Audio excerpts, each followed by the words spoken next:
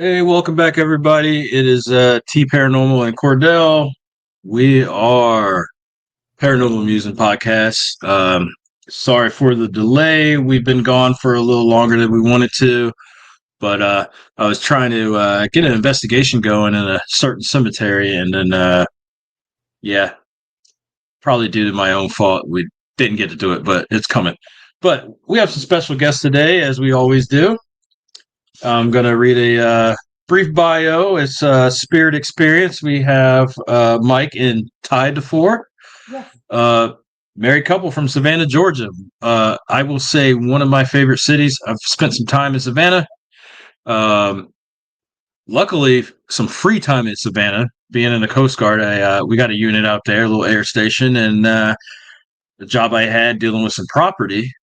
Uh, the admiral would always ask me, "Hey, can you go out there?" And oh yeah.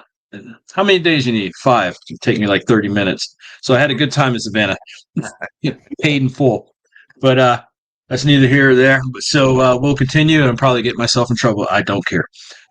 Mike and Ty DeFore are a married couple from Savannah, Georgia. When they were married 5 years ago, they discovered that their union sparked a lot of paranormal activity.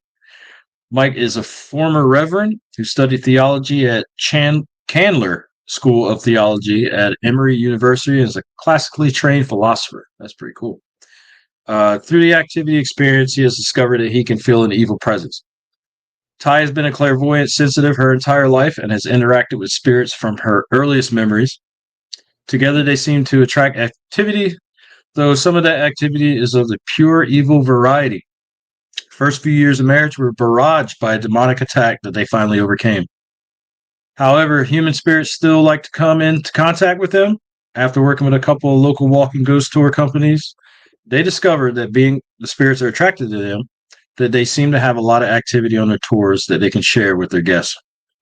They've started their own paranormal walking ghost tour in Savannah, Spirit Xperience LLC, to share these experiences with others. They also conduct investigations to assist people who are having difficult times with their paranormal activity. The goal of these investigations is to help human spirits cross over or force evil spirits to leave.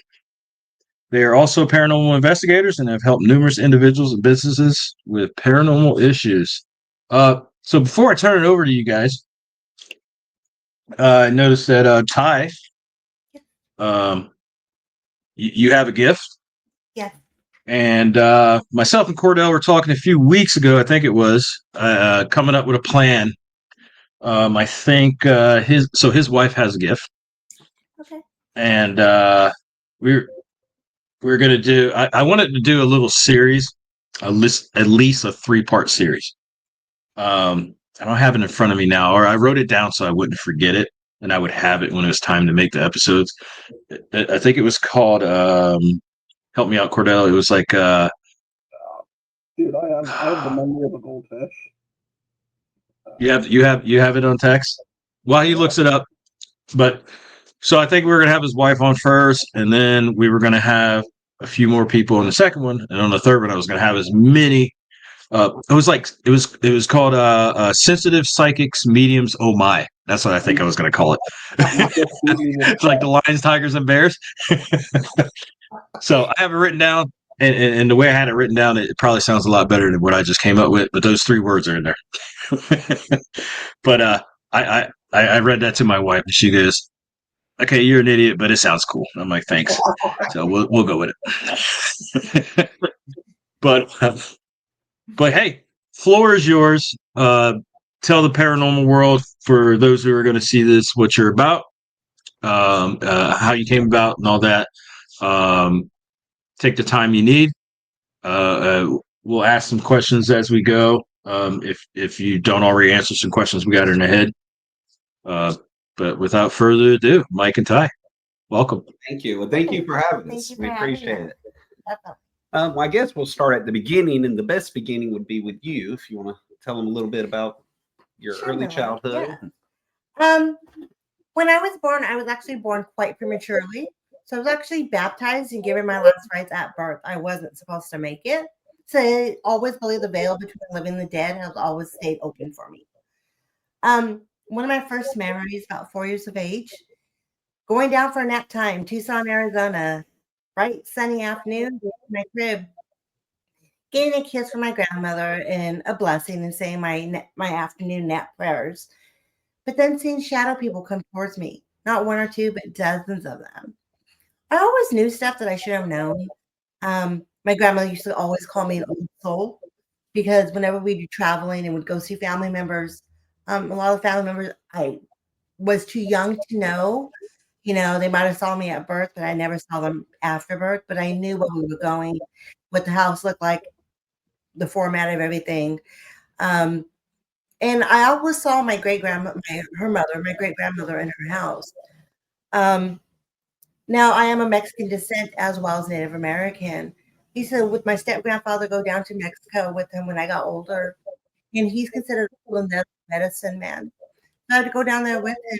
I'll do root working, candle work with him, as well as I was there when he was working on possession, people that were possessed with the inflicted. As a young kid, my job was to do the rosary. As I got older, I participated a little bit more in that. But I always had spirits around me. Um, it was kind of odd because I couldn't really call it family members that passed away. It was kind of like, I'd walk down the street and see a spirit, or I would smell a spirit. Usually for me, it's a lot of taste and smells. Um, but I will see a spirit when they want to show me how their forms. But it's always been like that since I can remember. When I met this lovely man, um, as usual, when you start talking about getting married and, we're a little bit older, so we want to put all of our cards out on the table. He was a formal reverend. However, he had totally lost his faith, and I was always I always have my faith with me. It's part of who I am, will always be a part of who I am, and I prayed about it. I wanted to marry him. I loved him, but I wasn't sure if that was the way I was supposed to go. And for me, the Lord said, yes, take him as your husband. So when we were talking about certain things, I had mentioned to him, like, I know you're fighting with your spirit as far as, finding out if you want to talk to God again, learn, be with God again. But are you comfortable with somebody that has that faith? But I also want to mention, how do you feel about the spirit world? Not like what's on TV, but people that actually interact with the spirits on a pretty much daily basis. Um, he said he had his own things as a kid, as a child, and he was open to it. I don't think he knew how much it would entail until we actually got married. Because the day we actually got married, everything started changing. It was really one of my most intense experiences ever with the spiritual world, period. But I'll let Mike tell some of Well, his yeah, side. well, some of what she mentioned when I was younger, and now I don't recall these things. I was like 2, 3 years old. My mother would share with me that when I was young, like 2, 3, I had a childhood invisible friend that I was calling Bobby. And now Bobby, my mom figured, from the Brady Bunch, little Bobby, that maybe I just had name this dad. In the house we lived in at the time, actually in Perry, Georgia, um, we had moved from that property, and later they learned that at the house we moved from, the house I was in when I had this friend named Bobby, that there was actually somebody from Nazi Germany who escaped and lived in that home and hung himself in the attic of that house, whose name was Robert. So, so that it gives me chills to this day to think I'm a child playing with this awful human being, right? Um, Wow. but that's stuff, and I had, what I'm sure you guys know, if you talk to enough people, even the skeptics out there, if you ask them, everybody has a paranormal story to tell. Something Yeah. they can Yep. explain. So growing up, I had experiences like that. But when I became a minister, I did have instances in the church where I had two different instances over the course of 8 years of people in the congregation that was having experiences in their homes. And at that time, I thought totally demonic. I wouldn't even consider it could be a human spirit. To me, it's either angelic or demonic at that time, right? And so we did go in. I did go in. We did blessings on the house and that things of that nature. One of them did go away. The other one didn't go away. I didn't know it at the time, but now I know one of them was probably a demonic presence and went away with religious rites. The other was probably a human spirit, and they wasn't impressed with all of it. You know, they'll leave when they want to leave. Yeah. But later, when I met Ty, like she said, when we got married, things started happening that are just undeniable.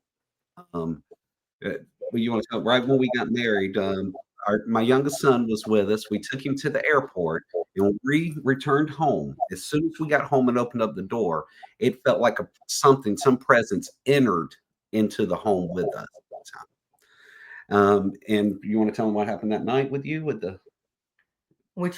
thinking you saw Iggy and yes, we an argument or whatever, and I told him I'm just gonna go sit on the couch and watch some TV. Well, I put my head down on the couch like I usually do and started watching TV, and all of a sudden I felt something stroking my hair, like my back. And I looked up and it was my son. It was our son, the youngest one we dropped at the airport. And I literally jumped up and I went, go away, hell no, go away. And because that freaked me out. And Mike was like, I'm not, because it was a small house. And he's like, it's like a studio apartment. He's like, I'm not going away. What is your problem? And I'm like, I just saw Iggy. That's our son's name. I'm like, I literally just saw him. And he was like, no, you didn't. And I'm like, yes, I did. So that was the one incident there too. I mean, and it just little things happened at my hair. I would brush my hair, put my hairbrush down, and I would find it outside in the common area. We had 2 other apartments right by us, and outside was like for everybody to use. My hairbrush would be out there. I don't take my hairbrush out there.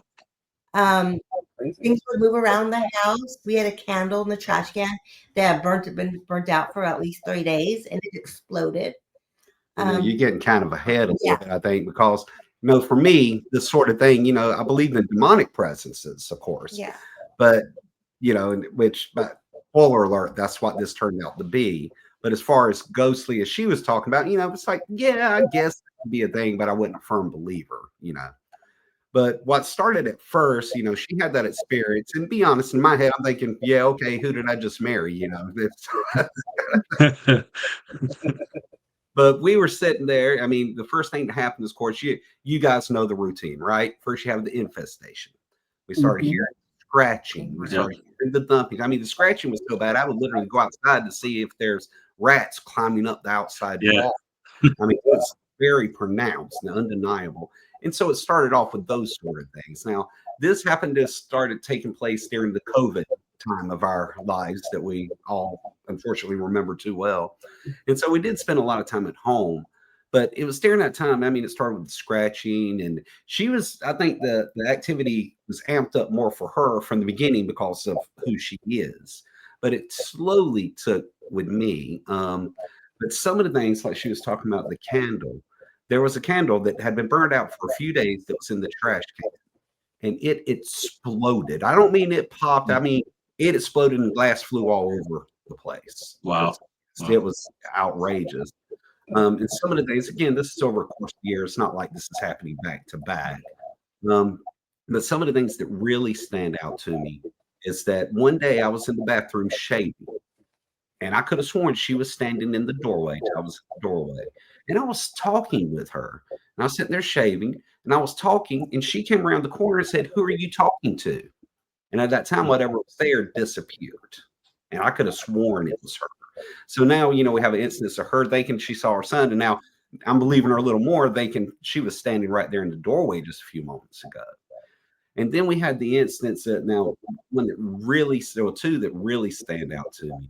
One of them was we were just sitting on the couch watching television, and we heard this roar. It was just extremely loud. I could have sworn an airplane was crashing onto the place we were in. That's how loud it was. And it made a sound come through the place we lived in. Now, keep in mind, like she said, this was a small place. I mean, very small. It was actually a tool shack that was turned into a little studio apartment. But if you stepped out the door and walked 1 block, you were standing on the beach. So, it is, give and take. It was like 470 square feet. Yeah, but you're on the beach, you know. Oh yeah. Decent size of the beachside property. I was thinking the same thing. You got the beachside property. But we're sitting, and so it's not a very large place, is the point. But we were sitting on the couch, and we heard that noise, and it got so loud we both jumped up off the couch because I was thinking an airplane's about to hit our house. But this thing, the sound sounded like it entered our residence, and it made a sound. And I don't do it justice, but it's the sound that sounded kind of like. And as that sound went through, the lights didn't flicker; they dimmed and brightened with the sound. Oh, wow. That was terrifying. And we did ask the neighbors the following day because we all catch each other Right. outside, and they didn't. Yeah, nothing happened with them. Nothing. So it's just us. And then another time, we sitting there, it's late at night. We were sitting on the couch, and we started hearing some wind chimes. You live on the beach, you hear wind chimes. That's no big deal, Yep. you know. However, these wind chimes started to get louder and louder. And then it sounded like there was wind chimes totally surrounding our residence. And it got so loud, we literally had to cover our ears because it became so loud. And so these are the things that, you know, it's like, okay, something's happening here. This is not natural. This is not things that normally happen. And I mean, these are some of the major instances, but there were so many minor instances. To lose track of time, though. Yeah, we would lose track of time. It seemed like an hour went by, and literally hours have went by, and it was frightening because you start wondering, well, was I doing something during this time and I'm not aware of it? It's like, we don't drink, so we're not blacked out, right? So it's very frightening. But we weren't getting along at all. And Right. the odd thing was, like, once we stepped off the property, go grocery shopping, go into Savannah, because we were living on Tybee at the time, we were okay. We were laughing and joking, being the people we fell in love with. But as soon as we hit our house, it was barking at each other for no reasons at all. And of course, that's the affection part of it kicking in. Yep. And and I got looking back, I could maybe justify and say, oh, it's caused COVID and all this sort of thing. But I got to the point where I didn't love my wife, didn't love my children, I didn't love myself. I was in a very deep state of depression. I would literally just sit on the couch. That's it. I wouldn't. She'd have to beg me to go to bed because all I would do is sit on that couch and not leave it. I'm not talking about watching TV. I know. I'm just sitting on the couch. Yeah. And so, doing nothing. Right. Absolutely nothing. Absolutely nothing. Just sitting there. And if I asked him what he was doing, he'd be like, "No, just leave me alone." And it was really weird. I mean, it was. And then if he did talk to me, he was saying that there was something crawling into bed with me. And I was like, there's nothing in bed with me. And he was like, there is. And I'm like, no, there isn't. It got to the point I just considered, I'm in a state of depression. But like she's saying, I see things like this. And so in my mind, I'm thinking, am I just going completely insane? And this went on for quite some time. And again, we're having all these paranormal things occurring around us, some that not as major as the ones I brought up, but enough that anyone else having those experiences probably would have freaked out. But once you had these big things happen, it's just like, you know how it is. It just became a part of life. It's the way it is. The cabinet opened. Well, that's just what happens. It's just part of everyday living at this point. And I was in such a state that I really didn't care that things were going on. So I really felt I was being oppressed, very oppressed. I think we both were, to be totally honest. I think we both were. I didn't know what was going on with him. So, I mean, I pulled away from family and friends because I was tired of people asking me, is everything okay? You sound different. You guys should be in your honeymoon phases. That's not common, and I just kind of would just lay in bed. Watch TV, I'd read a book, I'd lay in bed, but we weren't talking. I mean, if I made him food, if he ate, he ate. If he didn't, he didn't. I mean, there was no conversation going on with each other at all. We had totally I think we really didn't know if we wanted to be married. I think we and this was early in our marriage. That was our first year. We were pretty much wondering if we made the wrong decision. And then at one point, I don't know why you jumped off the couch. but he ran to the front door and he saw something. He literally saw whatever this thing was with his eyes, and is out the front door. And my husband froze like a little kid. He was petrified. He couldn't move. He couldn't say anything. So I ran up to him, and I could smell something, which is usually for me, something's around. But I had to get in his face and say, "Focus on me, follow my voice," and like turn him around, to looking at the house and trying to like pull him in. And he just kind of like collapsed in my arms, and I'm holding him, and he's talking to something. And he told me later on that was his mama. You can go on with that, baby. Yeah. What had happened was, like I was seeing these things every now and again, right? And usually like a shadow or something. But at this point, I saw something literally at the door. And the only way I can describe it, if you're familiar with a golem, what a golem Yes. is, kind of a rock, but it was gold, completely gold. And the eyes were just looked like, not really lightning, but just electric. This is the best way I can describe what I saw. And I'm not really doing it any justice. But when I saw this thing, I mean, I think I did snap at that point. I mean, I lost it because I believe what I saw was a demon in its true form, and my little minute brain could not handle this. And so my mind recoiled in horror. And the next thing I know, Ty's trying to pull me out of this. And in that interaction, we actually connected. And it was a long time when we connected. And that helped. And then she's holding me. And I had a vision of my mother who had since passed away. And my mother came to me and she said, "Fight this." And then it was after that, we started connecting again. I'd like to say, which by the way, we did have a TV crew come by and film with us this story. And I don't know if you ever filmed with a TV crew. I don't know what story they're going to tell. No. I'm quite sure it's going to be the one I'm telling you now. But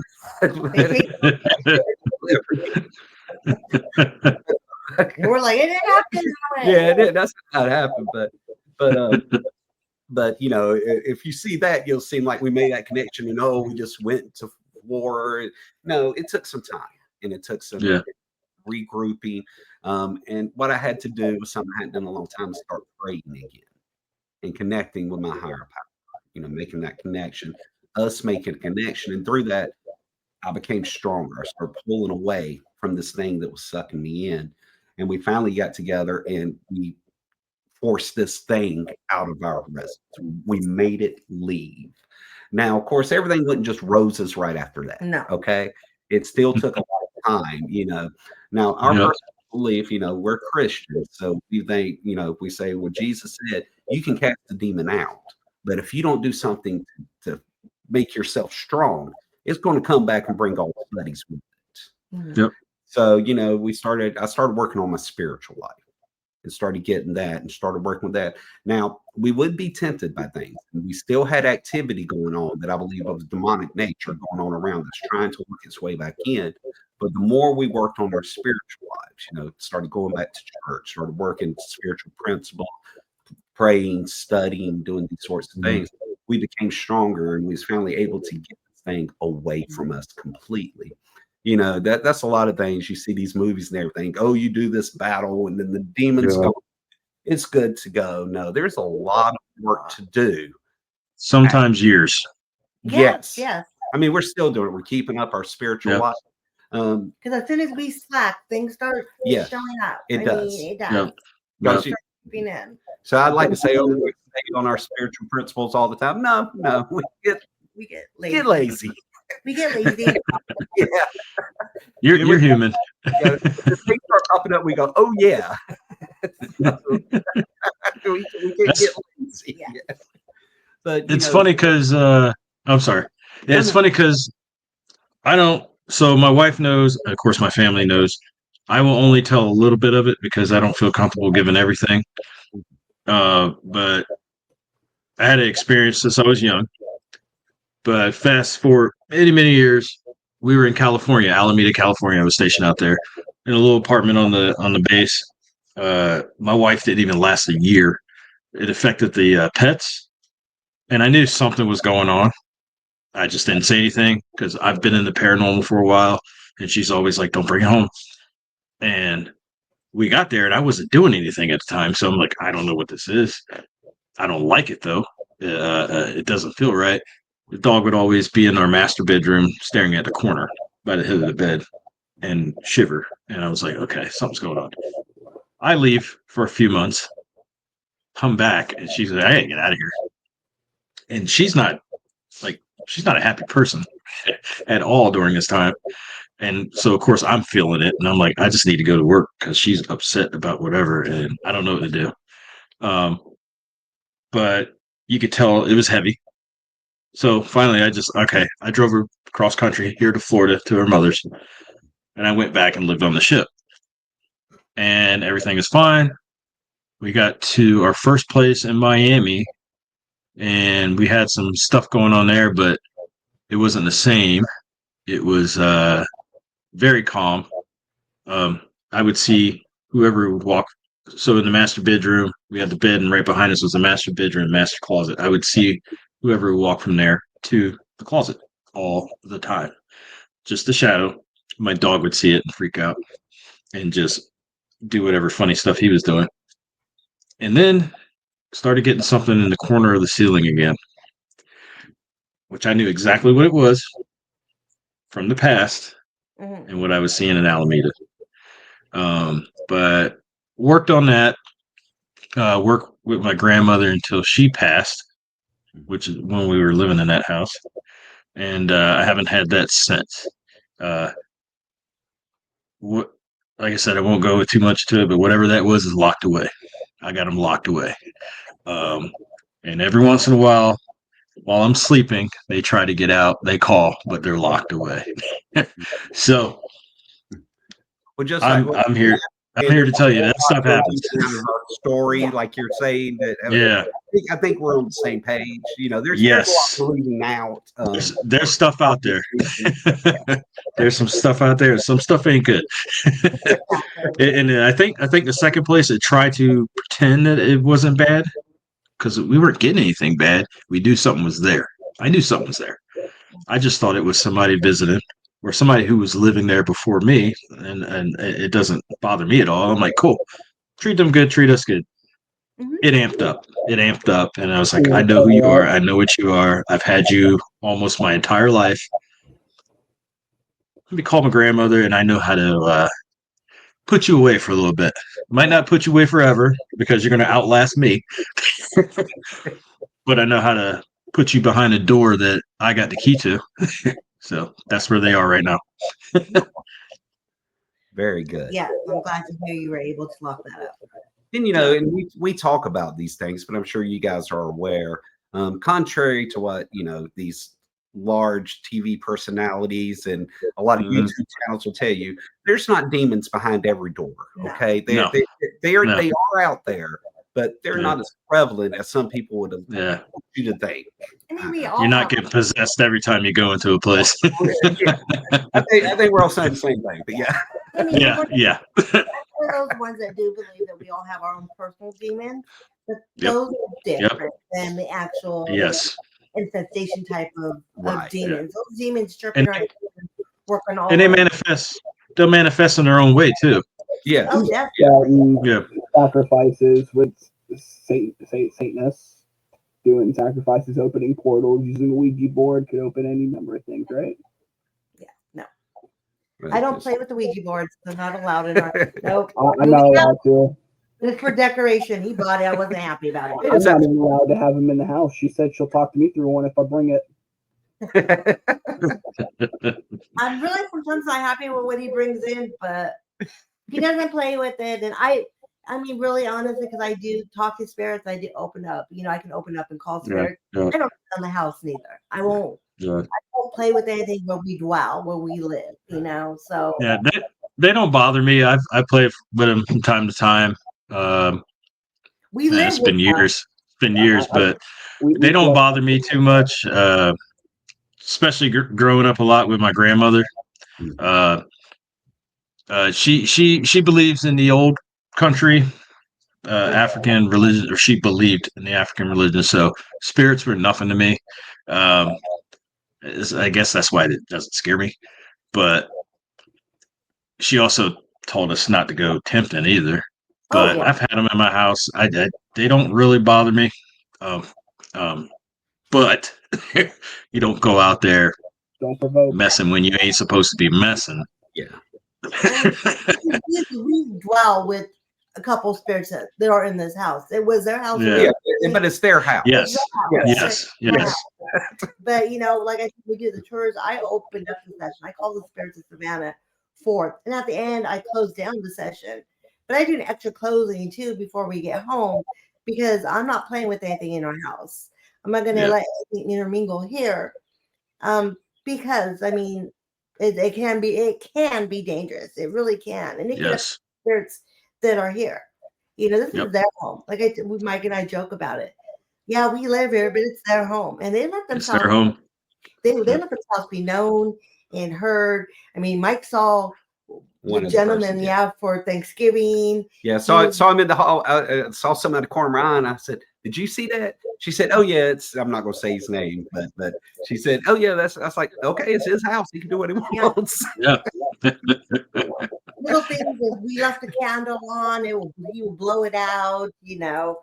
On the water faucet if we forget to turn it off. He's here.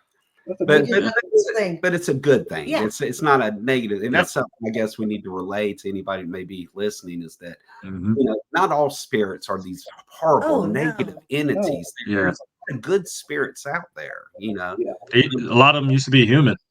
Exactly. They're just doing what they did. What I've learned through her is that there's tons of human spirits around, tons of them. And people talk about, the negative spirits. I believe sometimes, if you're a good person in life, you're going to be a good person in the spirit form. If you're a butthead, you're going to be a butthead. I mean, you just your personalities transfer over. If you're a comedian and a prankster, that's what you're going to be on that side. Your spirit was like that in the flesh. And without the flesh is still your spirit. So but with that being said, going to the tour things, what we did is after all that, and we got that pretty good squared away, we were noticing things would happen and whatnot. And just out of nowhere, like I said, this was still towards the tail end of COVID. I was just looking on Facebook and I saw somebody was hiring for a ghost tour. I thought that would be fun. Go around, tell people ghost stories and whatnot. And so we did start work with this company. He started working with the company and he volunteered me to join him. Well, that's true. Two's better than one, right? Yeah. I is we. We have separation anxiety sometimes. What I started to notice on these tours is they had some dowsing rods and they had some EMF meters. And, we went through a training period and we went with other people and go through and, they tried to do these things, wasn't getting a whole lot of stuff. But we noticed when we started doing the tours on our own, we were getting quite a bit of intelligent interactions. And then Ty started to open the session, really open it up to the spirits to come forward. And we started getting even more interactions with these things. And we loved that company. Yes. And then we started with a new company and it was crazy. We did train with them too as well. We walked the cities. But at one of the particular properties that we went to, one of our guests took a picture. It was told to be a little African-American boy that was there, and he would photobomb the pictures. Well, she'd have taken a picture there, and it ended up being a woman in gray. And the next morning, she was so excited to have this picture, she took it to the owners that owned the business we were working for and showed it to them. And, I mean, they were amazed that was our first tour by ourselves. And that was the first real evidence that they had ever really gotten that was clear. I mean, and it's amazing picture. Yeah, it's an undeniable picture. I mean, you got in the background, you see two teenage girls are standing there. And when I first saw the photograph is of a grayish figure with light coming through it. And there's a fence that's there, and the body is on the first half of the fence, and the head on the other side of the fence. And so my first thought was, oh, maybe it was a long exposure. Somebody was behind her. She went to take the picture and they moved out of the way, right? Trying to be logical about this. Yep. Yeah. Or once I looked at it, though, there's 2 teenage girls back there. There's no way teenage girls were going to stand still long enough for this long exposure to be the theory, and they're in perfect focus. The lady taking the photograph, everything's in perfect focus. There's nothing that's smeary or anything that would say, hey, this is a time lapse. And like I said, this thing behind her, it can't be a shadow because shadows don't have light coming through them. That's not how shadows work, right? I'm glad you said that. Yeah. The body is on one side of the fence and the head's on the other side of the fence. It's one of the most amazing photographs I've ever seen. And that was on our first tour with this new company that this photograph turned up. But what we started to find out is the more we was working on, we could say, her craft, the better interactions we were getting. And through the years, we've been able to actually develop relationships with the spirits here in Savannah that we know to communicate with. We only communicate with spirits that we have grown this relationship with, know who we're communicating with, and that we don't allow anything else to be present. That's just these spirits that we're talking to. And at this point, some people ask me, being a former reverend, how do you qualify, this kind of spirits with, what some would say is contrary to the scripture. But I did come out of the Methodist Church. And in the Methodist Church, the founders of the Methodist Church, John and Charles Wesley, they actually grew up in a home in England that had a poltergeist. They named him Old Jeffrey. And they would say that, when anything, they literally see stuff move with their eyes or things would disappear, then you go, that's Old Jeffrey up to his tricks. So the founders of Methodism believed in spirits as we're discussing them. And, and it's something I had to come to grips with myself. I was one of those, like I said, before I thought it's either angels or demons. There's no human spirits. If you die, you go somewhere else. Yeah. But through this beautiful lady, I've learned, like I said, there's numerous spirits all around. And the best I can come up with is that, Jesus teaches that you cannot enter the kingdom of heaven unless you let go of this world. And the best I can come up with at this moment in time is that even in spirit form, if we're hanging on to something in this world, we can't pass over to the next realm. That's going to look a limbo. Right. Mm-hmm. And so you're just sort of here until you can let go of this world. When you finally let go, you go to the light or crossover, or whatever terminology you want to use. But that's what my best thinking is right now. I'm not saying it's proper, just that's the best I can come up with now, because I can undeniably say that there are human spirits around us all the time, and they do interact in our realm. This, people ask me, do I believe in the paranormal? I say, no, I don't believe in the paranormal. I know the paranormal is real. I mean, there's just no doubt in my mind that these are the things that are happening. And there are those incidents where I don't know the exact terminology is, but it's spirits are like on an old tape. They're doing the same thing over and over again. Looping. Yes. Residual. They're looping. Yeah. Yeah, and there's also spirits I do believe that have crossed over, but they have been granted permission to come, and when their loved ones need them, when they're being called upon to come check in, and see what's going on, but they must return back, but there are spirits definitely here that are not ready, or fearful, or or just tied to their family, or tied to their homes, or tied to what was their wealth. Like they can't give that stuff up. But I mean, the spiritual world is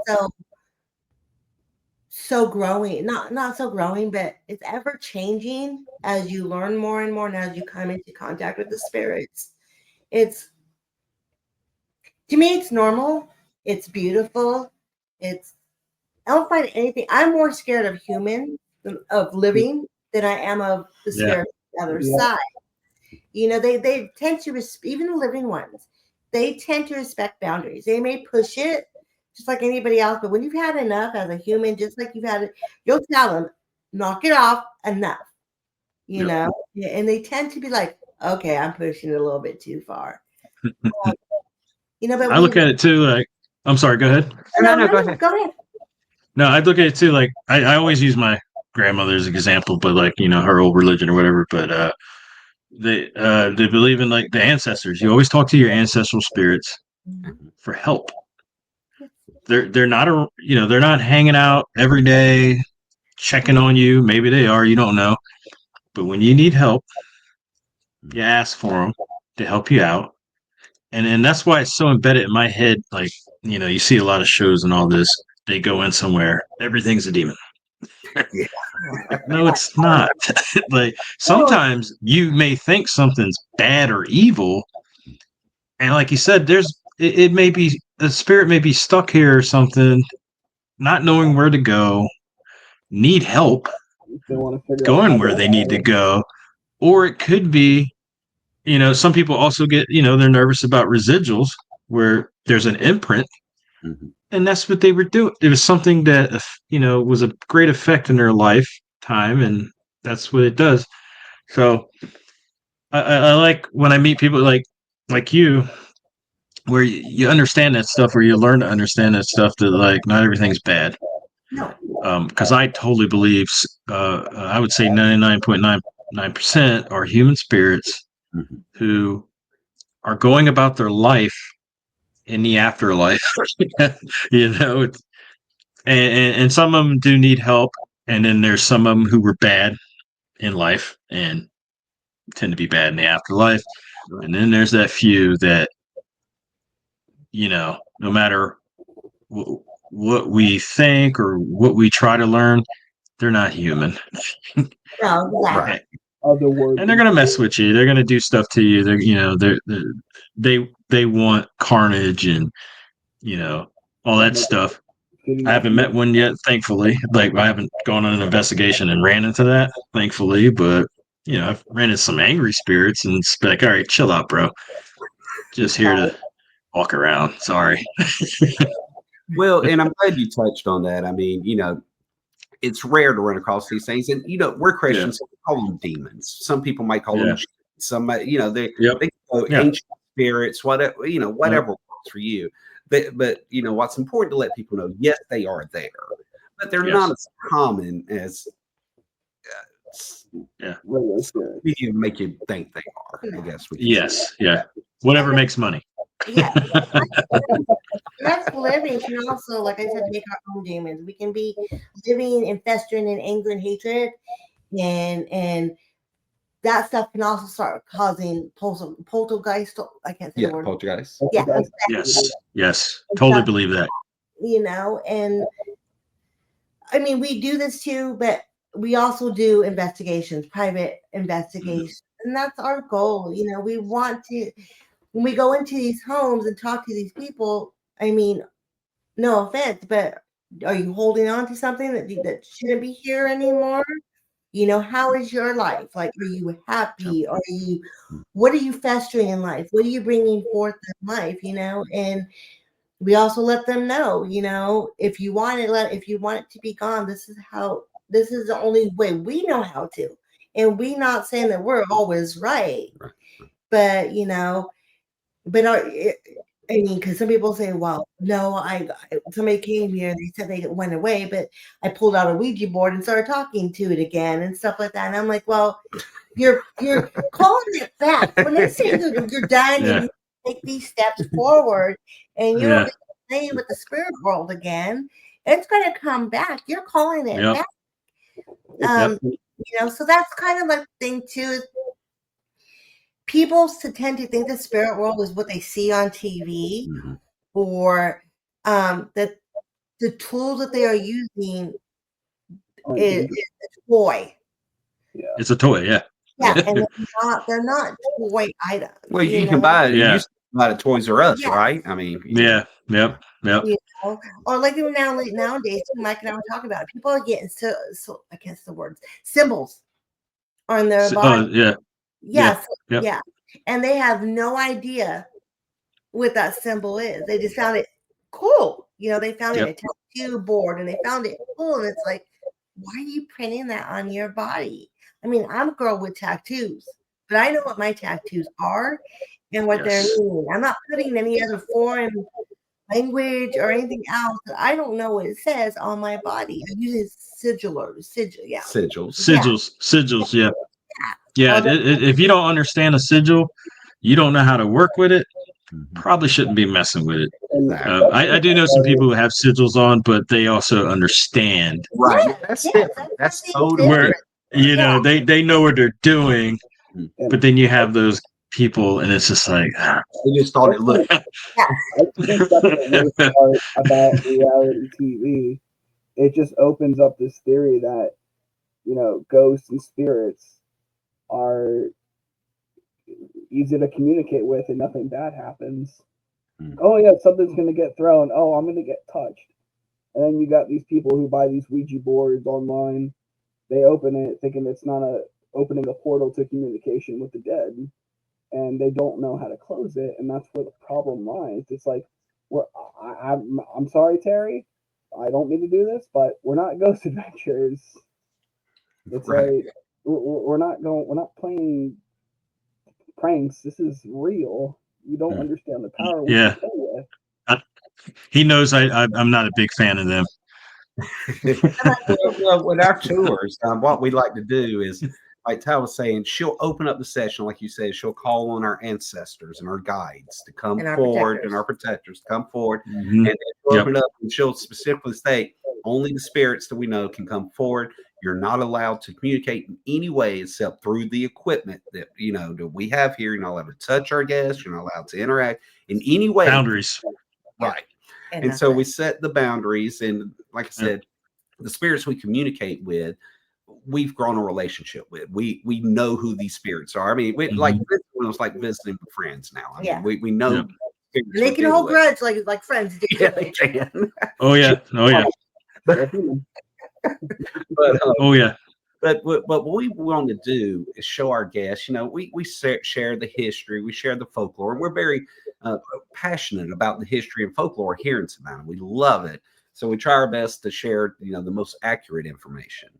But at the same time, something else we like to do is, to hopefully let our guests have an experience with the spirit world, to let them actually interact with the spirit world. I do at some places pull out a lot of paranormal equipment, set it up, but just like we did when we started, we give people EMF readers and spirit rods, and just real simple. It's real easy to explain. What we found though is that we started off, just the easy crossing and uncrossing, but as we grow these relationships, now we've got a lot bolder with the spirits, knowing that they will interact with us. Just last night, we had 3 young ladies on the tour, and 2 of them was holding the rods. We was at a location there. A little girl spirit is there, little Katie, and we were at that location. And I have a little. Are y'all familiar with the Overnight channel on YouTube? They're more entertaining. I haven't seen it. Yeah, I haven't seen it, but I've had a few of my Facebook friends or followers mention them. Not in a good light. Not in a good light, but they've mentioned them. They're like I said, they're entertaining. They're entertainers. They're entertainers. They were at the Warren's Occult Museum live streaming from there, and they were doing it for charity. They're doing it for Feed America, and they brought with them 666 Raggedy Ann dolls. Well, I thought that's cool, and so for charity, I got one of those. Right. So I say, oh, a little Annabelle doll. No, it's just a Raggedy Ann doll. But it's just a Raggedy Ann. But I thought it was cool. It was for charity, so I was like, why not? But one of the young ladies, Ty said, she goes on tours with us. Right on. People love that, right? Little Annabelle. Yeah. But so we're on the tour last night, and like I said, it was 3 young ladies. Ty has one of the young ladies go step behind the ladies with the rods and out of her sight, and asked her, out of everybody's sight, and said, put the doll behind your back and put it in one of your hands and hold it there. And then the 2 other young ladies who are holding the rods, she said, Katie, can you make the rods move in the direction that she's holding the doll in? If it's in her right hand, make them go right. If it's in her left hand, make them go left. And pretty swiftly, they all went to right. And sure enough, it was in the young lady's right hand. And so we like to, we've gotten this relationship with spirits that we know they'll help us and communicate and do this sort of thing. Because a lot of people will try to say, "Oh, with Raj, you're subconsciously doing this." Well, they couldn't subconsciously know which hand that doll was in. There's just no way they could. This is not knowledge they had, and so we like to demonstrate this sort of things to people, so maybe they can understand that the spirit world is a real thing. Not only is it real, it's not a scary thing either. Yeah, and we've had some beautiful moments where, I always tell my guests that it's not me. I just help them interact with the spirit. I'm not special. There's nothing about me that's special at all. I'm one of those ones that believe that everybody can do this. They just have to open themselves and allow themselves to do. We're all born with it. I know we're definitely all born with it. Yes. Some of us have kept it. Some of us have relearned it. Mm-hmm. Some of us just won't. Yeah, a lot of people. Majority suppress it. And it does. I mean, I'll be honest. Yeah. I lost it. I went through a grieving time in my life where my gift disappeared for the whole year I was grieving.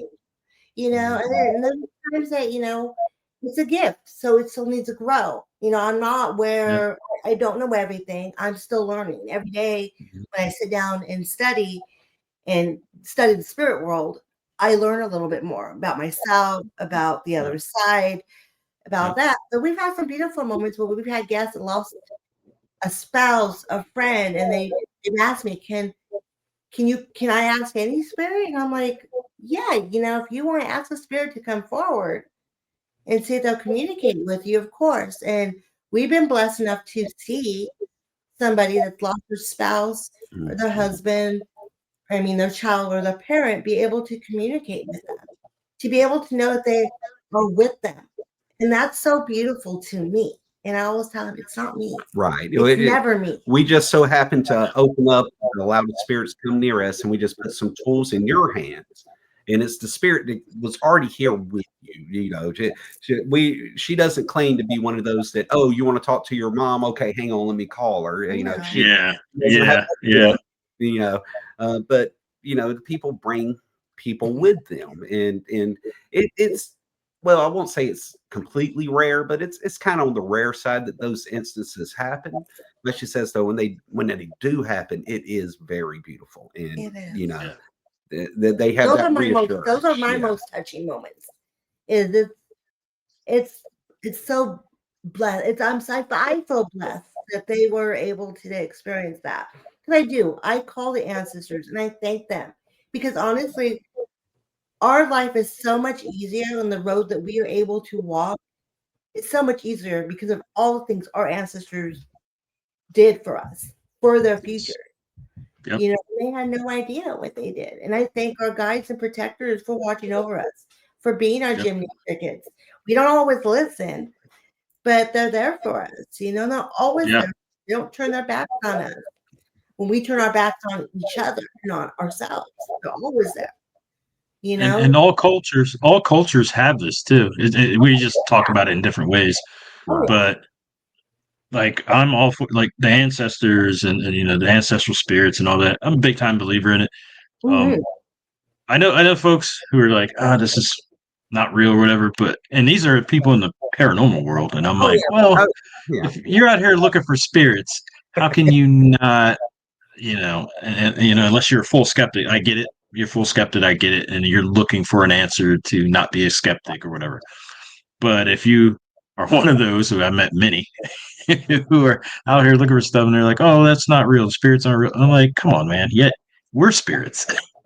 You're a walking spirit, and wherever you believe you're going to go afterwards, heaven or whatever you believe, or just go blink, whatever."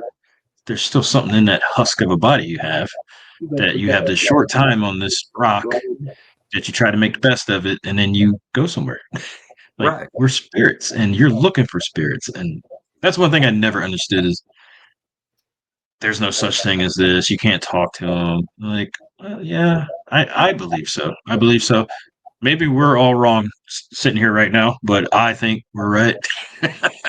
They're out there, and we talk to them. Michael, talk about that, my love. Our guests that were. Oh yes, we've had here. Hey, everybody, this is Bob. He's come to visit. Hey, Hey, what's up?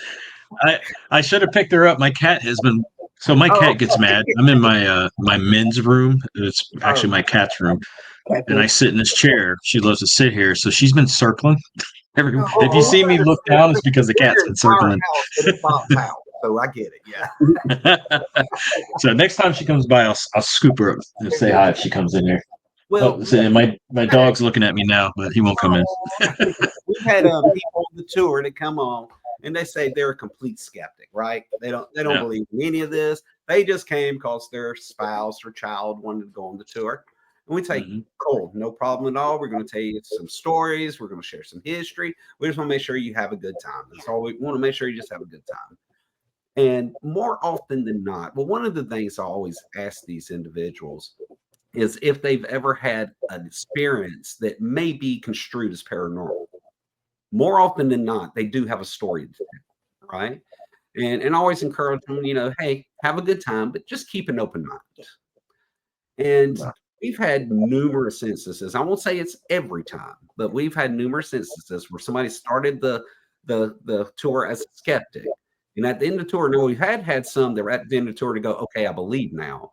But usually what we get is that they'll say, my mind's more receptive to maybe this being something that's a possibility. And I really like that answer than the one that went from the straight believers. Hey, you just open your mind a little bit. That's great. Yep. Just don't close it back up again. You get that little spark. Get that little spark and do what you will with it. They have said, "Oh, yeah." When they start moving, they start moving. Oh, I have literally they hand us the rods. Like, I'm done. With this is funny. We have a good friend that's actually a parapsychologist. And with these, actually, he was half of the owner of the company we came from. And he actually said, I was like, well, what do you think about the rods and what's going on here? He said, did you ever think maybe you're moving it with your mind? I said, would that make it any less supernatural? Yeah, right. And I said, if that is the case, please let me know, because I'm going to Las Vegas and I'm hitting 00 on the roulette wheel every time if I can get mind. And then we have the adult at the end of our tour. Yes, she always closes the session down, and then we offer a cleansing with some white sage. And I laugh. I giggle. I shouldn't say I laugh. But some people are like, no, they good. I don't need that, but thank you. And then we're getting ready to leave because we always wait till our last guest walks away, finds their vehicle, gets their ride. And all of a sudden you see a car flip around. I'm like, hey, hold on. Can I get that blessing? That's happened more than once. So we all get down to that. I do, at least. Yeah. But we love what we do. We love the city of Savannah. We love the history. We love the story, and we love being able to share something that we think is beautiful. The spirit realm with other people. Yeah, that not all this, conjuring stuff. But this is what the spirit world can be like, and it's a beautiful thing. It's not a frightening thing. Yeah, and I like the fact that you guys respect them. To me, that's a huge issue with some folks. They don't respect the spirits, and my thing is, when you're here in this life, you want respect, and if you're here after, you want respect. Right. So respect them. We say these are human beings, just in a different form. And not only that, where we're at in Savannah, not only human beings, but we're talking about old Southern human beings. Or British. Yes. Yeah, a whole lot of yes or no, sir, yes, ma'am, no, ma'am goes a long way. Yeah. Yes. Yep. I see some people go, cross my rods. I'm like, let me ask you something. Run up enough energy, it probably hit you upside the head for doing that. Yeah. It's called that Southern hospitality is for real. Especially there. I know it is because like I said, I love going to Savannah. Even when we do investigations, we never go in there and be like, like some of the people out there just so aggressive at a spirit or whatever. Yep. Nicely. I don't get it. I don't get why they do it. I really do not get it. Maybe I'm just too old school. You walk in with But the your phone, yelling, the provoking, the yelling, the jumping, and I get it. You know, you put it on YouTube and you're trying to get Right. likes or whatever, But but I it's personally disrespectful. distasteful and Yes. disrespectful. Well, I mean, It's distasteful. Yeah, all of that. It's like, would you do that if you walked in your grandmother's house? exactly. Exactly. So why would you do that to somebody's great grandmother, grandfather that may be around somewhere? Why would you do that to them? Because that's probably what they are to somebody, Right. and you wouldn't do that to a person, out on the street. So why are you doing it? It's disrespectful. because they don't. Human they don't being, think it's- like human being. Yeah, and I've seen it personally, and it's just like, come on. It's like, stop. You don't want nobody to do that to you. Don't do it to the spirits. Exactly. Exactly. You probably get a lot more if you didn't. That's the truth. Yes. Probably I mean, get a lot more from them. Unless you're faking it, Yeah. Yeah. I've seen that too. Hey, we got love Side Eye Guy and Beardo and all them. I mean, Oh yeah. I love those. I love them. I love them.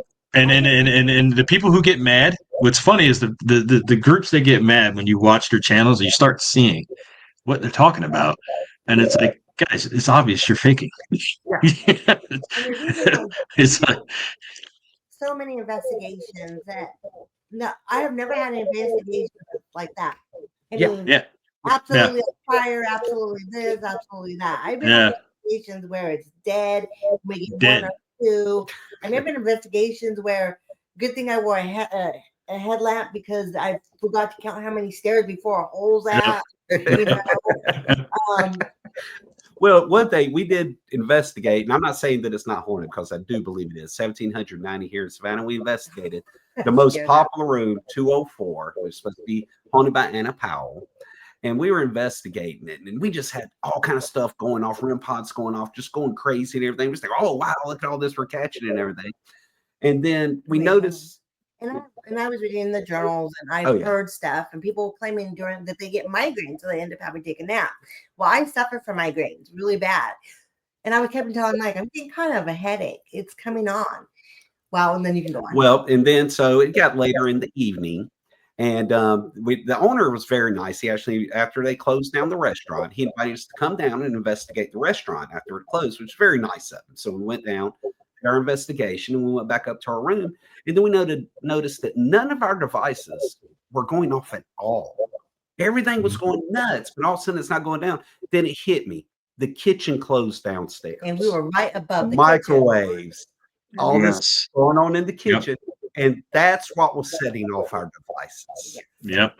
So it's kind of disappointing. It's like, oh, so everything we did up to this point is just totally useless. Yeah.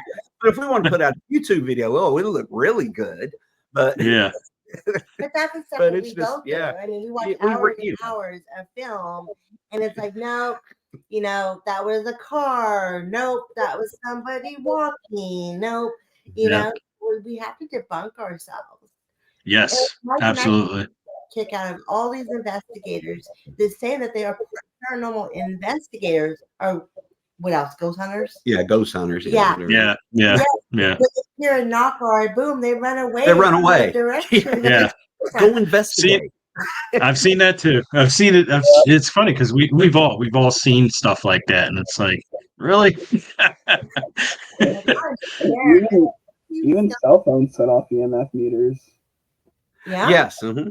Well, and we all know, walkie-talkie sets off REM pods. So these things, anybody standing off the side just setting these things off. I mean, I watched I didn't see it personally, but I watched a person. Well, I watched show how you could do it. Right. With the walkie-talkie, and it was funny. He kept going in his pocket of his sweatshirt. Yeah. Now, and you would see a movement, and it would set that thing off. And I'm like, huh. That's all I always watch for that. Now, I love watching watchers because they're just funny. I just enjoy the show. But that's how I learned about it. Shane was standing inside. Ryan was outside there talking on walkie-talkies. And Shane said, the REM pod's going nuts in here. You'd be going crazy if you were in here. It's like, and Ryan said, it's your walkie-talkie. And it's like, And so that's how I learned about it. I was like, okay, so there you go. I didn't realize Yeah. Sort of things could happen. I thought, oh, this. So the more you learn, the more you learn to debunk this. And now, obviously, microwave ovens set them off. In case you're wanting to know. Yes. Yep. Even with All that stuff.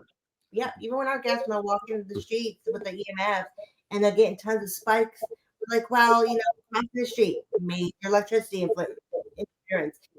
We're by major, interference. So we're telling these guests what is going on, but it does diminish my, I don't know, when a guest tells me that they watch these YouTube people that are totally fake and totally, or even for me, when I watch them and some of these tour companies, or not tour companies, but YouTube people have too many gadgets in one room. How can you pay attention? How could you hear anything when you have every REM pod that the store can sell you within a 400 and turned all the way up, and to everything turned all the way up. Yeah. How can you hear? How can you hear anything? Yeah. Somebody on our team had one of those bells, and I found out if you turn it up all the way, it's just going to randomly ding like every 5 minutes. Yes. The bell has been debunked for at least months. And that one thing, so it's made out of this flimsy wood. Yeah. So when it ships, it's probably broke when it gets to you anyway. Yeah. But they're like, oh, it's easy for the spirit to hit the bell. I'm like, have you used the real bell? You just blow at it and the thing goes off. Yeah. I'm like, what are you getting here? I'm like, okay, some man made it. And like, I know people who don't believe in the rods or whatever, but people have been using it to find water forever. I've seen that happen. So they probably work a lot better than the guy trying to make money making a device. Right. And don't get me started on apps. I used to use apps because I used to try to, if something was going on with a piece of equipment, try to use the app to see if it correlates. Oh, Sure. yeah. And then I saw the show, and then I started investigating or researching, I should say. And there was 2 apps they said were the makers. They tell you, hey, it's for entertainment purposes, or we use this. You may get this, but don't hold us to it. And then you have the ones, there's a couple that are real big right now. I won't say their names, but they straight up tell you, yeah, you're going to get spirit contact. What are you talking about? And the people who believe it, I'm like, well, what are we doing here? What are we doing here? Some people who has made apps reach out to me and want to see if I want to promote their apps. And I look at it and I go, well, are you going to say it's totally for entertainment, period? Entertainment. Has Anything to do with any kind of paranormal? And if they say no to that, it's like, well, no, I can't promote this. Because there's some that will say that, hey, this is for entertainment. Right. Got you. Awesome. It's boring right now. Let's play with it. Right. Then you have the others, and there's one big one right now that does that. And it's like, okay, you're losing a lot of respect in the paranormal world because people are starting to find out. Yeah, well, and you can program those things to say what you want them to say. Yeah. Exactly. Yeah. Exactly. And then the big guys, they don't have just one app. They have multiple. Yeah. It's all about money. On all these apps, and whichever one's activating, they're acting, oh, we're getting activity here. Yeah. Yeah. It's a shame because if it wasn't like this, maybe you could be getting something. Who knows? Yeah. But the way we are and how, or some people are, and that quick buck, then I don't believe any of it. Like any of those things. I'm like, I can do the same thing on my phone. It does. You see people doing all this stuff, and then you have people out here trying to be sincere. Yeah. Now, if I'm going to say that we could be misguided, maybe we are. We don't know. We don't think we are. But we're sincere in what we do. And there's lots of people out there who are sincere in what they're doing. Investigating. Bad actors out there that is making those of us who are trying hard to do something that we think is tangible and real, that everybody just us along with them. One of my favorite things is when we watch ghost shows on on YouTube. One of my all-time favorite things is always like, what is it? A safe room? Not a safe room. But headquarters room There's a room you can go Yeah. where the ghost won't bother you. And Nothing will happen. I'm like, so there's all kind of activity around the house, but right there, you're safe. yeah, you're good there. Yeah. You can eat No, there. no HQ is safe. My favorite is daytime. Okay. All right. Like, What are you telling me here that human spirits aren't outdoor in the day? I'm standing here right now with the sun on my face. We actually stopped at a place that has an older couple. When they passed away, they were older there. That after 10 o'clock, we don't get activity there anymore. They went to sleep. It's bedtime. They went to sleep. all those Southern people, they're like, no. Yeah. Yeah. They went to sleep. So you're going to sit there after 10 o'clock and get nothing when you could have went in there during the daytime and probably got obliterated by stuff because you refused to work during the day. My babysitter, she's petrified of the paranormal. She begged us for rods for Christmas. So we bought her rods. That's what she wanted. And she's not a little kid. I mean, she's a grown adult and she's petrified. The other day we were talking about spirits and she's like, well, I wish Grandma could come see me. And I said, Grandma's always with you. What are you talking about? Yeah. And she's like, well, they can't cross state lines. Oh, I was like, What? oh my God. What? She's like, they can cross state lines? I'm like, oh yeah. Yes. They can. That's awesome. That's awesome. They That's can. awesome. I I like that though. That's awesome. was cute. Really, I'm so glad you're cute. Yeah. But she was like, they can cross state lines, so I'm not going to be safe anywhere. I'm like, hey, you're fine. And I just offhandedly said to her one time, and I was going to sit. She said something. I said, "I'm going to send you a haunted doll." She brings it. She's totally petrified. I'm going to send her a haunted doll. I'll be as somebody who I mean, if owns I'm a lot of those, they're actually very neat. What's that, Ella? I'm sorry. Owning haunted dolls, as someone who owns a lot of them, they're very neat. Oh, you have some? They Yeah, he like does. 30, 40. Well, when we're done here, don't hang up, don't go away, and I'll give you her address. No, I'm joking. And then because he totally scared her. She has a doll that she's had since childhood, and it broke. The arm broke off of it. It got stuck underneath like a chair or something, and she yanked it and it ripped off the arm. So my brother-in-law was going to send it to a doll hospital, and he was jockey with her. You don't want to send it there. It could be a haunted doll. And she's like, oh, she stayed with me, and I was like, oh my God, sissy. She's so. She cracks me up. She's a sweet lady. God bless she her. Is. Just tell her it's haunted malpractice. And ever since he told her that she's going to send him a doll, I'll be mad at him. And she's like, I'm on my brother's side because he'll send me a doll. I'm on my brother's side because he'll send me a doll. Well, now I know the person to get them from. Check your local thrift shops. Because it was okay. She got a package from one of the family members that she didn't know. There wasn't a name on the address. She made my brother-in-law open it up outside the house. Yeah, she's terrified. She's terrified that he's going to send her a doll. You know, all it is make it all fan comment, but now I'm running with it, of course. Yeah. Yeah. Oh yeah. That's awesome. All right, we're there. But before we take off, if you would like, let everybody know, I'm sure everybody knows the business name right now, but if you can tell them what the business name is, how to contact you, be it via Facebook, YouTube, whatever it is, let the listeners know, and we'll get it out there to them. Awesome. Well, for those who don't see the screen, we're Spirit Xperience, and there's no E in front of Xperience. We're Generation Xers, of course, right? So, got to be an X and no E.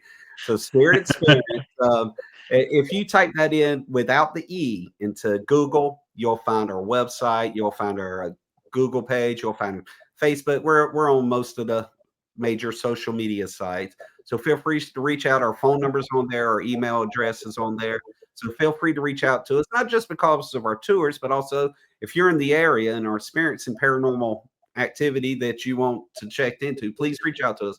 We don't charge anything for our investigations. We don't believe. And we do not speak about it. Yes, that's totally private. It will not be publicized anywhere. Those are strictly private and confidential, and it's completely free. We like to help people, and to be honest, we also like to help the spirits that are there to either come to a conclusion where they can live with one another, or let the spirit know, hey, you can cross over. It is okay. But there's nothing you've done in this world that's so bad that you can't cross on over. So yeah, spirits are people too. Yes. Yes. That's awesome. Awesome. So Ty, I know at the beginning I was talking about Cordell's wife and what I want to do for some podcasts. If you don't mind, at some point I may be reaching out. If you could come on and for our mediums and psychic show that we want to do, if you can come on and talk about your experiences, and definitely want to talk about what we all should look for, watch out for, as far as in everything we have. There's those people. We talked about it with apps and all this stuff. There's those people, and then because I believe we all have it. We all have it. I'm a firm believer in it. I don't go into why I'm a firm believer in it, but I am very firm in my belief in it. I'm just quiet. Every culture from whatever century to now have talked about the spirit world. Yes. There's always been spirits in the Bible. In the Bible, there's spirits. And there's always been possessions of some force too. So I mean, it's never not existed. We've just turned our heads away from it out of fear instead of gaining the knowledge. That's all. Let's learn. By learning, we gain more and more knowledge. If you stop learning, you stop living. So you gain knowledge. I like to say, whereas my grandmother told me when I was young, we grow you out of it. She goes, it's up to me and you to not grow it out of you. Okay. My just always told me it was there. I mean, I was the one kid that always grew up with my cousins. They would say, I'm scared, or there's something underneath my bed, or is there such things as ghosts? I would all tell them, you got to ask your mom and dad, because I couldn't tell them. I didn't want to scare all of them and say, "Yep, yeah." There is something in that corner. I'm sorry. It is under your bed. I didn't really necessarily want to scare everybody. So, I mean, that's what I was taught. I was always taught never to close it down and to grow it, not to be fearful of it. Tell it to go away. If it scares you, tell it to go away. Yep. So, I mean, that's what I did.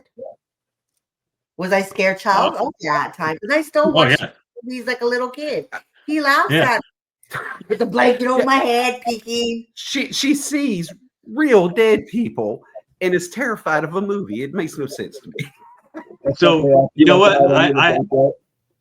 I have her back, because I'm also in the medical field, and I was a 911 EMT way back, and I've seen some carnage. Doesn't bother me. The kids bothered me, but doesn't bother me. I can see a guy's leg behind his back in blood. It does not bother me. I watch it on TV, and I'm like, ooh. Right? Okay. so I got your back, Ty. The stuff running towards me. It's like, what? Like scary faces, and I hate clowns. He's always threatening me with clowns. I'm like, no, I don't do clowns. I love clowns. I love clowns. I am a clown. I'm a big Pennywise fan. I'm a big Stephen King fan. So. Oh yeah, that's too. Yeah, Pennywise is my guy. Well, I got to read the book again, because I stopped on number 13. I've read it 13 times. Oh, really? That book. Wow. Yeah. I've kept count. I've kept count. Hey, I put it. You know what though? Jesus had 12 apostles. What 13? I'm not. Yeah, I'm not one for I don't know. 13s. I think it's The floor 14. Floor 14. Guess what floor it is? Guess what floor 14 is? I've never had an issue. So, and Jesus had 12 apostles. I don't believe in the whole 13's a bad number. And if you Jonah actually used to come in research it, 14. if you actually research it, it has something to do with women. And we know how back in the day men were. Some of them still are the same way. Say, But yeah, so actually research 13. And it's more empowering to women. So I don't believe in that whole bad luck thing. They put it in their heads. I believe the Aztecs had 13 months. Or was it the Mayans? I don't have 13 months. So Right. Yep. That was something people came up with to me to hold people back in the press.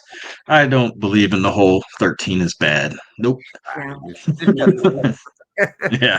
The floor 14 is still the 13th floor. exactly. Renamed it for you. You still number 13. Yeah, people. Yeah.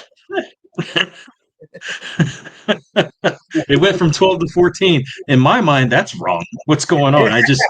Something happened. We skipped a number. Oh, also, I almost forgot before I went to go because Mike is a fellow punker, and I can see the Bad Brain shirt. Oh, yeah. DC hardcore, brother. Yeah. Discord. Okay, right on. Discord, brother. Oh, yeah. Oh man. Yeah. Huge punk rocker. Yeah, on Facebook, my name's Punk Rock Mike. So if you love it. And you have the Savannah punk rock page too. I do, yes. Yes, he does. Yep. We would like to get more bands here, but yeah, not a whole lot of punk bands come to Savannah. We are going to see Dropkick Murphys up in Charleston in March. We're looking awesome. Yeah, it's the Menzingers and Teenage Bottle Rocket. Yes, along with Dropkick. Awesome. It'll be a cool show. Yes. Awesome. I wanted to make sure I got that out because earlier it came on. I was like, "Oh, that's a Brain shirt." Yeah. Well, I mean, the current climate, yes, absolutely. I think we're all on the same page there, brother.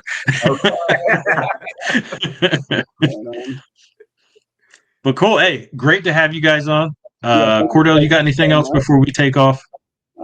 No, I think we covered all our bases. All right. Well, thank you. Sure you sure you don't have something else before we leave, Cordell? Oh no. Hold on, you're right. What was that? Oh yeah.